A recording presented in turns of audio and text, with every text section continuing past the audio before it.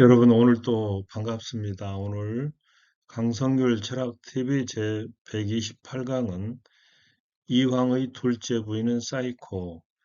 여기는 이제 1,000원짜리 지폐 퇴계 이황 선생의 초상하고 둘째 부인을 얻었는데 정신이 좀 온전치 못했어요. 그래서 하얀 도포에 빨간 헝겊을 이렇게 대서 기워준 그런 일이 있었고, 또 제사상에서 배를 이렇게 훔쳐먹는 행동도 했습니다. 그럼에도 퇴계 이황은 아주 알콩달콩 잘 살았다는 얘기인데요.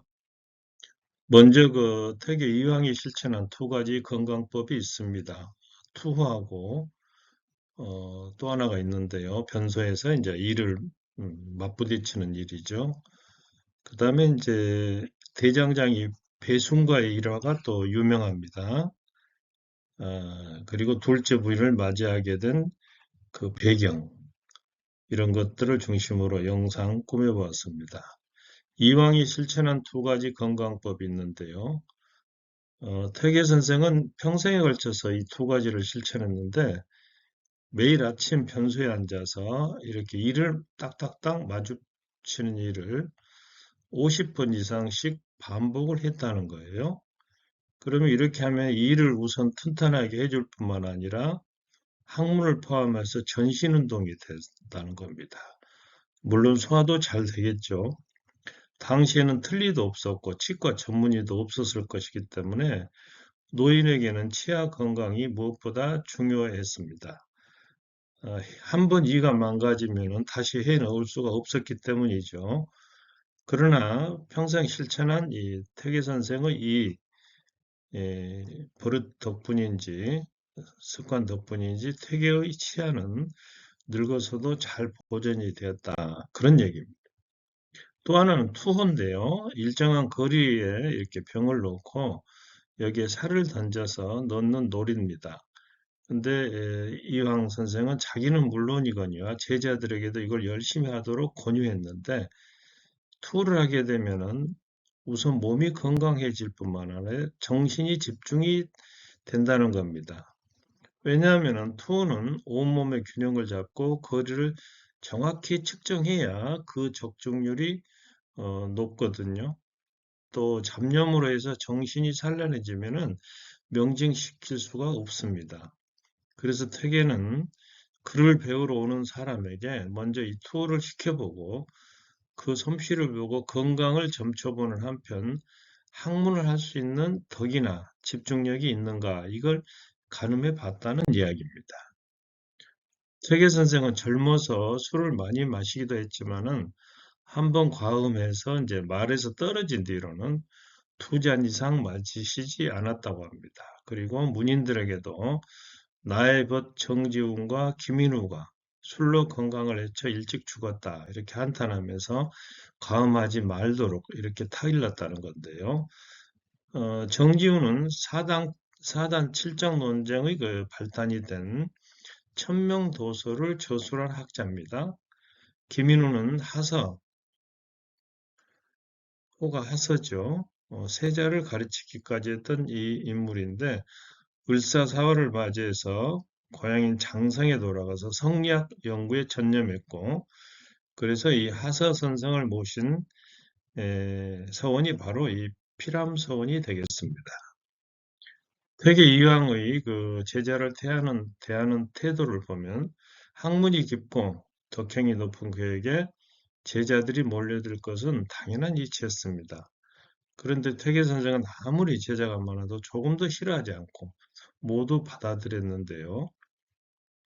제자 대하기를 마치 벗을 대하는 것처럼 했고, 아무리 어린 제자라도 함부로 이름을 부른다거나 너라고 이렇게 하대하지 않았고, 또 제자들을 보내고 맞을 때는 항상 공손히 대했다는 겁니다. 그리고 항상 부형, 아버지와 형의 안부를 물었으며, 특히 제자들이 먼 길을 떠날 때는 술을 대접해서 보냈다고 합니다. 퇴계 선생의 첫 번째 일화는 이황이 도산서원에 있을 때 한 행인이 말을 타고 그 앞을 지나갔습니다. 근데 제자들이 그걸 보고 그의 무례함을 지적하자 이렇게 지적을 하는 겁니다. 선생님, 저 사람이 선생님 앞을 지나가면서도 말에서 내리지 않았네요. 그러자 이왕은 내버려 두어라. 그 사람이 그림처럼 좋은 경치를 더해주는데 무슨 화물이냐 이렇게 대답했다는 겁니다. 예, 그의 이제 포용성을 말해주는 일화겠죠. 두 번째 일화는 대장장이 배순과의 일인데요. 몰래 수업을 듣던 안동의 대장장이 배순이 아마 그 영주 소수손 부근에 살았던가 봐요. 이 사람은 쇠나 유기 등을 다루는 장인으로서 만약에 자기가 만든 그릇이 비뚤어진다거나 흠이 있으면 시장에 내놓지 않아서 그 양심이 똑바라서 그 명성이 널리 알려졌는데요. 예를 들면 흠이 있는 그릇을 살해하면 그 사람에게 염가 아주 싸게 팔고 그랬다는 겁니다. 근데 이 배순이란 사람이 소수서원 이 강학당의 아래에서 무릎을 꿇고 이렇게 강론을 들었는데 그 모습을 보고 퇴계 선생은 강연한 내용을 이렇게 물어봤던가 봐요. 근데 배수는 정확하게 대답을 하더라는 겁니다. 대장장의 모습이죠. 이게 이제 소수손 전체 모습이고 소수손 강학당 그리고 이 안에 강의실이 되겠습니다. 배순의 학문적 열정에 감복한 이 택에는 신분을 뛰어넘어서 제자로 받아들였고 이에 감동한 배순은 더욱 열심히 학문을 닦았습니다. 그리고 택의 철상, 에, 철로 택의 모습을 만들어서 아침 저녁으로 그곳에 참배를 했고 이황의 부흥 소식, 이황이 죽었다는 소식을 듣고 3년 동안 매일 제사를 지내면서 유학의 이념을 실천했다. 그리고 마침내 그 배순마저 사망하자 사람들은 그가 살았던 동네 이름을 배점으로 지었고 손자 배중이란 사람이 배순 정렵이 경북 영주시에 있는데 이걸 세웠습니다. 대장장이와 관련해서 태계 선생은 대장장이를 제자로 맞이했다는 그런 이야기고 율곡 이 선생은 대장간을 운영해서 살림을 꾸려나갔다고 하는 대장간과 관련해서 이런 공통점이 있다고 합니다. 퇴계 선생의 첫째 부인이 이제 사망을 하게 됐는데요.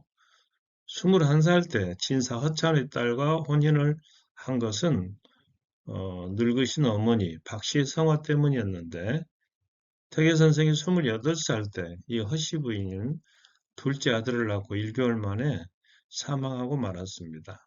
함께 사는 동안에 퇴계는 그 이 허씨를 굉장히 사랑했는데 그 아내가 죽은 후에도 장모인 문씨 부인을 지극히 봉양을 했다고 합니다.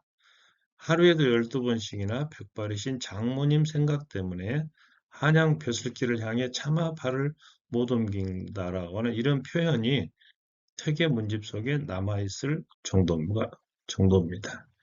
그러나 학문에 전념하면서 어린 두 자녀를 돌보는 것은 무리일 수밖에 없었는데 그렇다고 해서 본처가 사망한 후 바로 후처를 드릴 수는 없는 노릇이어서 당시 시대의 관습대로 첩을 한 사람 들였는데 이 첩은 집안 살림을 잘 돌보면서 퇴계를 지극 정성으로 섬겼고 어린 두 아들도 그래서 친모처럼 친어머니처럼 잘 챙겨주었다. 당시에는 조선시대 첩들은 그렇게 큰 대우를 받지 못했고 굉장히 그 차별을 받았는데 퇴계 선생은 이 첩에게도 잘 대해줬던가 봐요. 그리고 온전치 못한 둘째 부인 권씨를 맞이한 후에도 이 첩이 안살림을 충실하게 잘 챙겨주었기 때문에 퇴계는 그 고마움을 잊지 않고 두 자녀들에게도 두 아들들에게도 친어머니와 똑같이 대하라 이렇게 당부를 했다고 합니다. 둘째 부인을 맞이하게 되는데요. 이황이 상처 아내를 잃고 난 후에 그의 사람됨을 본 권질이라는 사람이 병약한 자신의 딸을 부탁해 왔는데요. 권질은 상당히 유명한 문신으로서 연산군 때 언문 투수 사건이 일어나자 거제도로 유배되었으나 중종 반정 사건 이후에 풀려나서 신원이 됐습니다. 이 권질이 경상감사로 어, 재직 중이던 그 권질의 아버지가 패비윤씨, 연산군의 생모죠. 패비윤씨에게 사역을 가져갔다는 죄목으로 유배를 당했다가 교살, 목졸라 죽임을 당했습니다. 그리고 권질의 어머니, 모친은 관노가 되고 노비가 됐다는 거죠. 권질 자신은 거제도로 유배를 갔는데 이러한 집안의 일 때문에 내 딸이 어려서 이러한 그 집안의 모진 일을 겪어서 정신이 혼미해서 아무도 데려가는 사람이 없네. 부디 죄인의 소원을 들어주게나 이렇게 퇴계 이항에게 부탁을 하는 겁니다. 가만히 듣고 있던 퇴계가 제가 맡도록 하겠습니다. 마음 놓으시고 기력을 잘 보존하십시오. 이렇게 해서 이제 권 씨를 맞이하게 된 건데 이에 대해서 유홍준 교수는 그의 그 유명한 책 나의 문화유산 답사기에서 이 권 씨 부인을 사이코라고 표현을 하고 있는데요. 좀 지나친 감이 있죠. 좀 정신이 온전치 못한 건 사실인데 자 그럼에도 이황 선생은 이 권 씨에게 아주 자상해서 두 부부가 별 탈 없이 지내는 중에 하루는 제사를 지내기 위해서 일가 친척들이 모여 있는데 권 씨 부인이 제사상의 음식을 집어먹으면서 상 위에서 떨어지는 벼를 치마 속에 숨기더라는 겁니다. 이 광경을 본 일가 친척들이 다 못마땅한 눈치를 보이는 중에 퇴계 큰형수란 사람이 크게 질책을 했습니다. 이때 퇴계는 태연하게 제사도 지내기 전에 며느리가 음복하는 것은 예절에 벗어난 일이지만 아마 조상께서는 철부지를 귀엽게 여기실 망정 손자 며느리 행동에 노여워하시지는 않을 것입니다. 형수님 죄송합니다. 앞으로는 제가 잘 가르치겠으니 용서해 주십시오. 이렇게 하면서 부인을 감싸더라는 겁니다. 그래서 이 큰 형수도 미소를 지으면서 동서는 참으로 행복한 사람이야. 서방님같이 좋은 분을 만났으니 이렇게 감탄을 하더라는 겁니다. 그리고 제사 후에 퇴계 선생이 아내에게 왜 그랬냐고 물어보자 배가 몹시 먹고 싶어서 그랬다. 이렇게 대답하더라는 겁니다. 그래서 퇴계 선생이 이 배를 손수 깎아 줬다. 그런 이야기입니다. 하루는 퇴계가 상가에 조문하러 가려던 때 흰색 도포 자락이 헤어져 있어서 부인에게 꿰매달라고 부탁하자 이 부인은 흰 도포를 큼지막한 빨간 헝겊으로 기워주었습니다. 그래서 이제 이황에게 한 사람이 상가에 도착하자 한 사람이 보고 어찌 흰 도포를 빨간 헝겊으로 기워서 문상에 걸맞지 않은 모습을 하고 있습니까? 이렇게 물어보자 퇴계 선생은 붉은색은 잡기를 쫓고 복을 부르는 것이라네.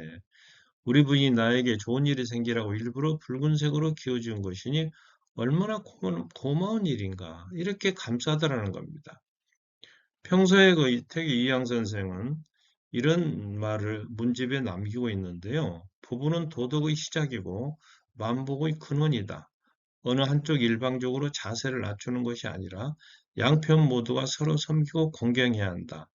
그러니까 퇴계 선생도 이 부인이 불편한 것은 느꼈겠지만 그래도 부인이기 때문에 이렇게 늘 감싸고 사랑했다. 그런 얘기가 되겠습니다. 오늘 강의 정리해 드리도록 하겠습니다. 이왕이 실천한 두 가지 건강법. 매일 아침 변소에 앉아서 이를 마주치는 일과 투호였고 제자를 대할 때는 마치 벗을 대하는 것처럼 항상 공손히 했고 대장장이 배순을 제자로 받아들인 데는 배우면은 신분의 차별이 있을 수 없다는 평소의 신념이 작용했을 테고 첫째 부인이 죽고 첩을 드렸는데 이 첩에 대해서 자기 자식들에게 타이르기를 친모와 똑같이 대우하라. 병약한 둘째 분을 맞이해서도 끝까지 아끼고 존중했다. 그런 얘기입니다. 오늘 영상이 좋으셨다면 구독과 좋아요 부탁드리며 강성률 문학TV도 많이 시청해 주시기 바랍니다. 여러분 감사합니다.